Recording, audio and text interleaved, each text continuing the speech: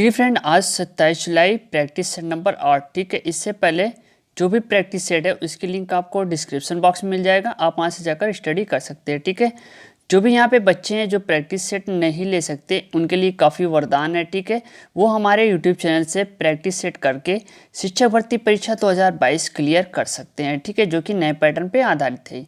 आइए देखते हैं आज का पहला क्वेश्चन, आप भी सॉल्व करते रहिए। Okay, so friend, first question है कि मानव शरीर में यूरिया की अधिकतम मात्रा किसमें पाई जाती है। तो यहाँ पे होगा ऑप्शन सी यानी मूत्र में। ठीक है, देखिए मानव मूत्र में यूरिया की अधिकतम मात्रा पाई जाती है। मानव मूत्र में सर्वाधिक लगभग 95% जल होता है। इसमें यूरिया 9% से 9.5 ग्राम लीटर तक होती है। ठीक है, चलिए अगला क्वेश्चन है, केसर का सबसे अधिक उत्पादक राज्य है। तो ऑप्शन बी होगा जम्मू कश्मीर। यहाँ पे देखिए भारत में केसर का सर्वाधिक उत्पादन क्या है कि जम्मू कश्मीर राज्य में होता है। ठीक है, केसर दुनिया का सर्वाधिक महंगा मसाला है।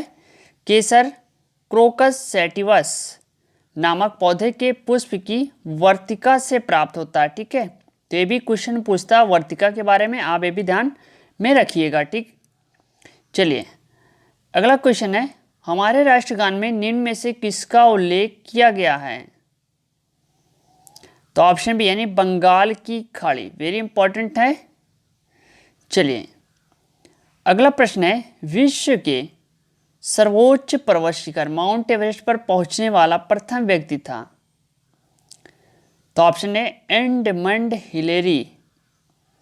देखिए 29 मई 1953 को न्यूजीलैंड और शेरपा तेंजिन नार्गे नेपाल एवरेस्ट पर पहुंचने वाले प्रथम व्यक्ति बने। एवरेस्ट को नेपाल में सागर माथा, भारत में देवगिरी एवं तिब्बत में चोमोलंगमा भी कहता है। ठीक है, वेरी इंपॉर्टेंट है क्वेश्चन। सो नेक्स्ट क्वेश्चन है, भारत में प्रथम खुला विश्वविद्यालय कहाँ खोला गया था। तो आपका ऑप्शन है यानी हैदराबाद में। ओके, कब? 26 अगस्त 1982 को। सो नेक्स्ट क्वेश्चन है, देखिए यहाँ पे केंद्रीय चावल अनुसंधान संस्थान स्थित है। तो ये आपका है कटक में। केंद्रीय चावल अनुसंधान संस्थान कटक में स्थित है। सेंट्रल राइस रिसर्च इंस्टीट्यूट की स्थापना 23 अप्रैल 1946 को हुई थी। सो नेक्स्ट क्वेश्चन है, संविधान सभा की प्रथम बैठक कब हुई थी। तो राइट ऑप्शन होगा ऑप्शन है यानी 9 दिसंबर 1946 को, वेरी इंपॉर्टेंट है।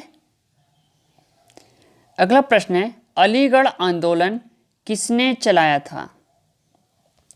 तो ऑप्शन डी सैयद अहमद खान ने।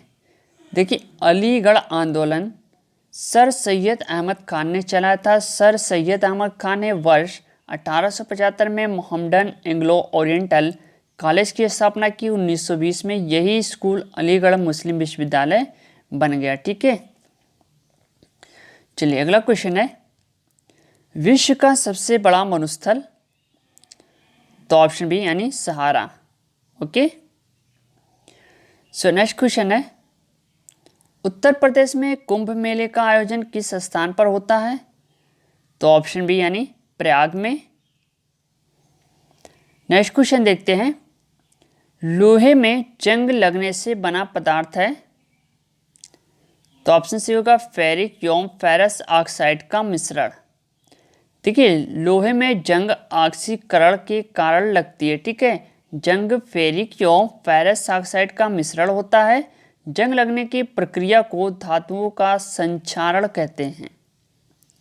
ओके, सो नेक्स्ट क्वेश्चन यहाँ पे है, स्त्रियों की ध्वनि पतली होती है क्योंकि स्त्रियों की ध्वनि का त्वरत अधिक होता है। ठीक है, स्त्रियों की ध्वनि का त्वरत यानी पिच अधिक होने की वजह से स्त्रियों की ध्वनि क्या है, पतली होती है।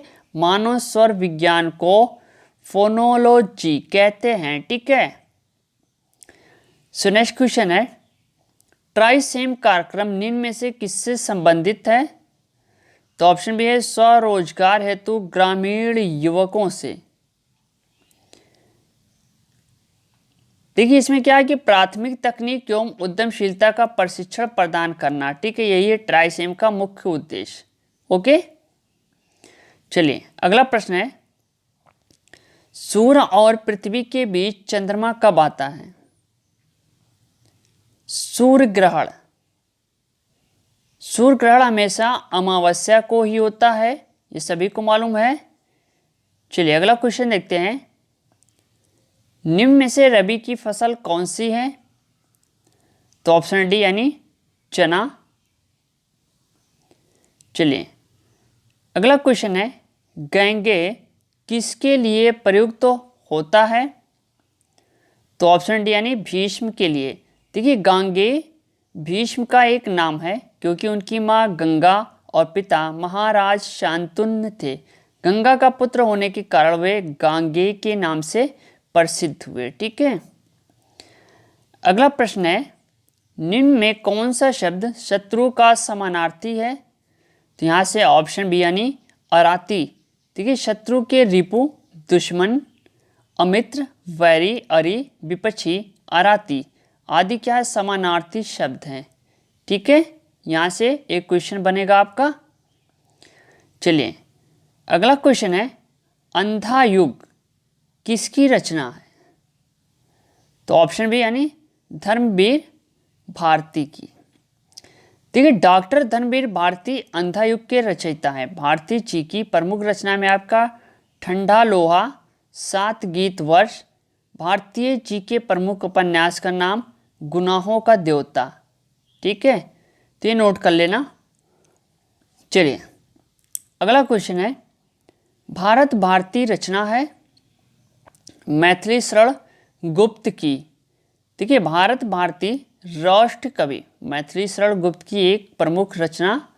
गुप्त जी की प्रमुख कृतियां जयद्रथ, वध, पंचवटी, साकेत, यशोधरा। ठीक है, चलिए अगला क्वेश्चन है, चिड़िया आकाश में उड़ रही है, इस वाक्य में उड़ रही क्रिया किस प्रकार की है? तो यहाँ पे होगा सकर्मक क्रिया। देखिए जिन क्रियाओं का असर कर्ता पर नहीं कर्म पर पड़ता है वो क्रिया सकर्मक क्रिया कहलाती है। इस क्रिया में कर्म का होना आवश्यक होता है। ठीक है, अगला प्रश्न देखते हैं, निम्नलिखित में खड़ी बोली का प्रथम महाकाव्य कौन है? तो ऑप्शन सी प्रिय प्रवास। ओके, प्रिय प्रवास अयोध्या सिंह उपाध्याय हरिओद द्वारा रचित खड़ी बोली का प्रथम महाकाव्य है। हरिओद जी की प्रमुख रचनाएं वैदेही, वनवास, पारिजात, चंदा मामा, जागो प्यारे, जन्मभूमि, सरिता आदि है। ठीक है, चलिए अगला प्रश्न है, वह चलते चलते रुक गया, इस वाक्य में रेखांकित शब्द का क्या तात्पर्य? तो यहाँ पे क्रिया विशेषण है। ठीक है, देखिए जिन अभिकारी शब्दों से क्रिया की विशेषता का बोध होता है क्रिया विशेषण कहलाते हैं। क्रिया विशेषण अर्थ के अनुसार 5 भेद है: स्थानवाचक, कालवाचक, परिमाणवाचक, दिशावाचक और रीतवाचक। सो नेक्स्ट क्वेश्चन है, सूर्योदय से कौन पक्षी प्रसन्न होता है? तो ऑप्शन ए चक्रवाक। देखिए चक्रवाक पक्षी को चकवा भी कहते हैं। साहित्यकारों एवं कवियों की ऐसी मान्यता है कि रात में नर पक्षी मादा से विलग हो जाता है और सूर्योदय के पश्चात मादा से मिलना होता है, इसलिए कहा जाता है कि चक्रवाक सूर्योदय से प्रसन्न होता है। ठीक, चलिए अगला प्रश्न है, त्रपहु सो दशरथ अचिर बिहारी में रेखांकित शब्द का क्या अर्थ है? तो ऑप्शन सी होगा आंगन। देखिए अचिर शब्द का निम्न अर्थ आंगन, सहन, खुली जमीन, मैदान, हवा, शरीर, मेढक, छछुंदर, तीव्र, तेज, चंचल, चप्पल इतने माने हैं। ठीक है, यानी इतने अर्थ हैं। चलिए अगला क्वेश्चन है, भूजी भांग ना होना का अर्थ है? तो यहाँ पे दरिद्र होना। ठीक है, भूजी भाग ना होना का अर्थ दरिद्र होना, निर्धन होना। ओके, सो नेक्स्ट क्वेश्चन है, तालू में जीभ ना लगना का अर्थ? यहाँ पे चुप ना रहना। देखिए तालू में जीभ ना लगना का अर्थ है बोलते रहना, चुप ना रहना। ठीक है, बकबक बकबक करते रहना। चलिए अगला क्वेश्चन है, निम्न में एक शब्द हाथी का पर्याय नहीं है, उस शब्द का चयन कीजिए। तो तो यहाँ पे ऑप्शन सी यानी तरली होगा। ठीक है, हाथी के पर्याय है द्विज, द्विवर, सिंधु, गज, मतंग, हस्ती, कुंजर आदि होंगे। ठीक है, तो ये पर्यायवाची पूछता है, यहाँ से आपका भी एक क्वेश्चन कन्फर्म है। चलिए अगला क्वेश्चन है, घुड़दौड़ शब्द कौन दो पदों के योग से बना है? तो देखिए यहाँ पे घोड़ा प्लस दौड़, घुड़दौड़। सो नेक्स्ट क्वेश्चन है, निम्नलिखित में कौन शब्द कंधा का समानार्थी है? तो ऑप्शन डी अस, कंधा को अस एवं स्कंध भी कहते हैं। ठीक है, सो नेक्स्ट क्वेश्चन है यहाँ पे, मुझे किस प्रकार का सर्वनाम है? देखिए यहाँ पे राइट ऑप्शन है, ऑप्शन यानी उत्तम पुरुष। देखिए जिस सर्वनाम का प्रयोग बोलने वाला स्वयं के लिए करता हो, ठीक है, तो उसे उत्तम पुरुष वाचक सर्वनाम कहते हैं, जैसे मैं, हम, मुझे, हमारा। ठीक है, समझ गए? तो ये practice set number 8 very important है, आपके मिशन 2022 से क्लियर होना चाहिए शिक्षक भर्ती के लिए। ठीक है, साथ में पेट के लिए भी काफ़ी इंपॉर्टेंट है, और आपके होने वाले पीजीटी हिंदी एवं टीजीटी हिंदी के लिए। मिलते हैं नेक्स्ट वीडियो के साथ। थैंक यू, धन्यवाद, जय हिंद, जय भारत।